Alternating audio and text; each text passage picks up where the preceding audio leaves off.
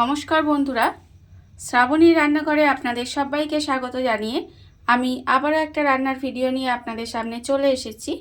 আজকের আমি আপনাদের শীতের সবজি দিয়ে একটা অসাধারণ রেসিপি বানিয়ে দেখাবো। আশা করি আপনাদের ভালো লাগবে। তার জন্য কিন্তু আমার পুরো ভিডিওটা আপনাদের দেখতে হবে। আর দেখা শুরু করার আগে একটা লাইক দেবেন আর সুন্দর একটা কমেন্ট করতে কিন্তু ভুলবেন না। তাহলে চলুন আজকের আমি শীতের সবজি দিয়ে কি বানাই সেটা আপনারা একবার দেখে নিন। রান্নাটা করার জন্য প্রথমে আমি এখানে দেখুন গ্যাসটা অন করে একটা কড়া বসিয়ে দিয়েছি। আর কড়ার মধ্যে দিয়েছি আমি 4 চামচ মতো সর্ষের তেল। এখানে আমি রান্নাটা সর্ষের তেলেই করব, আপনারাও চেষ্টা করবেন সর্ষের তেলে করার, তাহলে কিন্তু এটা খেতে বেশি ভালো লাগবে। এবারে তেলটা আমার এখানে গরম হয়ে গেছে। আমি এখানে দেখুন বেশ কিছুটা বিউলির ডালের বড়ি নিয়ে নিয়েছি। সেই বিউলির ডালের বড়িটা কিন্তু আমি এখানে তেলের মধ্যে দিয়ে দিলাম। দিয়ে ডালের বড়িটা আমি হালকা করে ভেজে নেব, যাতে ডালের বড়িটা পুড়ে না যায়। ডালের বড়িটা আমার এখানে ভাজা হয়ে গেছে। এবারে বড়িগুলো কিন্তু আমি আলাদা করে তুলে রেখে দেব। বড়িগুলো আমি ভেজে আলাদা করে তুলে রেখে দিয়েছি। এবারে আমি ওই তেলের মধ্যে দিয়ে দেব যে আমি এখানে শীতের সবজিগুলো রেখেছিলাম, সেই সবজিগুলো আমি এখানে তেলের মধ্যে একসঙ্গে দিয়ে দেব। দিয়ে একটু ভেজে নেব। আপনারা চাইলে কিন্তু এটা আলাদা করেও ভাজতে পারেন।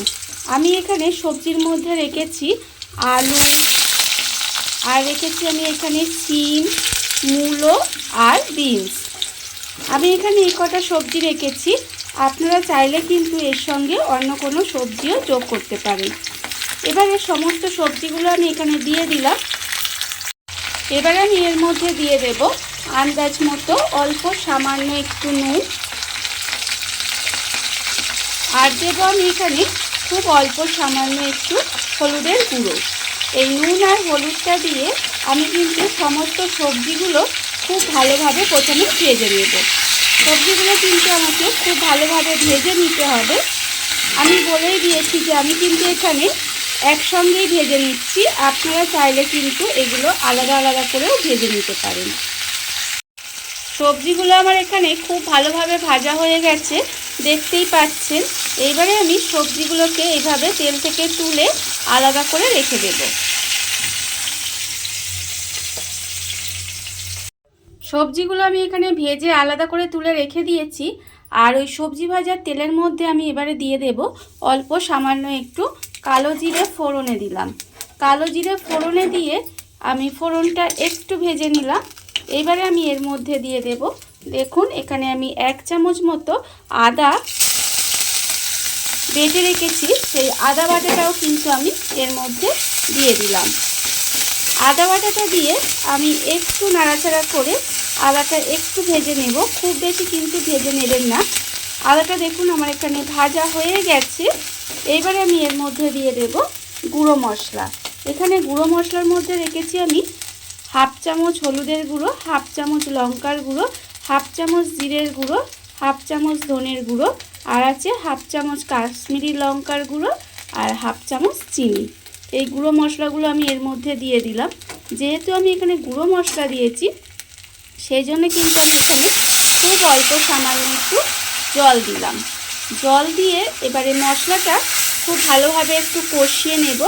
যতক্ষণ না পর্যন্ত মশলা থেকে তেল ছেড়ে দেয় ততক্ষণ পর্যন্ত কিন্তু মশলাটা খুব ভালোভাবে কষিয়ে নিতে হবে। মশলাটা আমার এখানে খুব ভালোভাবে কষানো হয়ে গেছে। মশলা কিন্তু আমি এখানে খুব ভালোভাবে কষিয়ে নিয়েছি, দেখতেই পাচ্ছেন। আর গুঁড়ো মশলাটা দিয়ে আমি জল দিলাম, তার কারণ শুধু যদি গুঁড়ো মশলাটা দিতাম তাহলে কিন্তু মশলাটা পুড়ে যেত।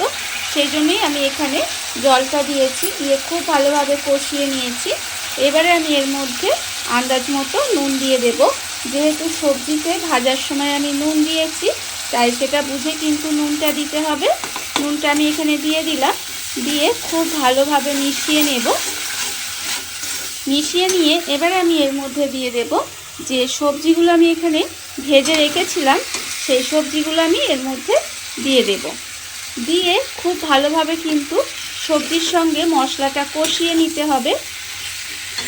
আর এখানে কিন্তু আমি রান্নাটায় খুব বেশি মশলা ব্যবহার করিনি, খুব অল্প মশলা ব্যবহার করেছি, কিন্তু খেতে অসম্ভব সুন্দর হয়। এইভাবে একবার হলেও বাড়িতে বানিয়ে দেখতেই পারেন। আর এই সবজির সঙ্গে মশলাটা আমাকে খুব ভালোভাবে একটু কষিয়ে নিতে হবে। মশলার সঙ্গে সবজিটা কিন্তু এখানে খুব ভালোভাবে কষানো হয়ে গেছে, দেখতেই পাচ্ছেন।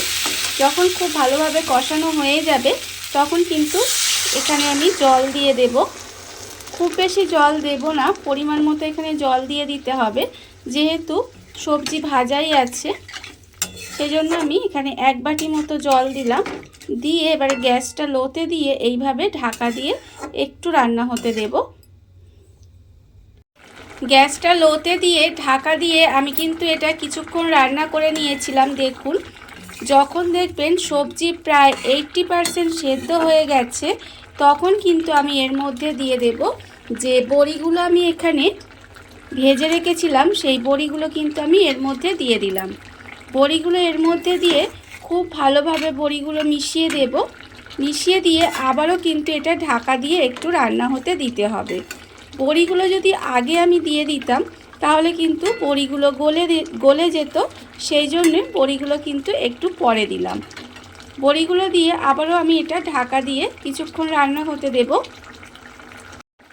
বড়িগুলো দিয়ে আমি কিন্তু আবারও ঢেকে 5 থেকে 7 মিনিট মতো এইভাবে একটু রান্না হতে দিয়েছিলাম। দেখুন, রান্নাটা কিন্তু আমার এখানে হয়েই গেছে। এবারে আমি গ্যাসটা অফ করে দেব। আপনাদের কাছে যদি ধনেপাতা থাকে তাহলে কিন্তু এর মধ্যে একটু ধনেপাতাও দিতে পারেন, তাহলে কিন্তু খেতে আরও ভালো লাগে। আমার কাছে নেই তাই দিলাম না। আর এইভাবে খেতেও কিন্তু ভীষণ ভালো লাগবে। রান্নাটা আমার এখানে হয়ে গেছে, এবার আমি গ্যাসটা অফ করে দেব। দেখুন বন্ধুরা, বাড়িতে থাকা কত অল্প উপকরণ দিয়ে, কত অল্প সময়, কত সুন্দর একটা শীতের সবজি দিয়ে একটা রেসিপি তৈরি হয়ে গেছে। আপনারা দেখতেই পেলেন। এটা কিন্তু গরম ভাত দিয়ে খেতে অসাধারণ লাগে। একবার হলেও এইভাবে বাড়িতে বানিয়ে দেখতে পারেন। আর এই ভিডিওটা যদি আপনাদের ভালো লেগে থাকে, আপনারা যদি ফেসবুক থেকে দেখে থাকেন পেজটি ফলো করে দেওয়ার অনুরোধ রইল। আর যদি ইউটিউব থেকে দেখে থাকেন চ্যানেলটি সাবস্ক্রাইব করে নেওয়ার অনুরোধ রইল। তাহলে চলুন, ভিডিওটা আমি এখানেই শেষ করছি। আপনারা সবাই ভালো থাকবেন, সুস্থ থাকবেন। আবারও হাজির হব নতুন কোনো রান্না নিয়ে।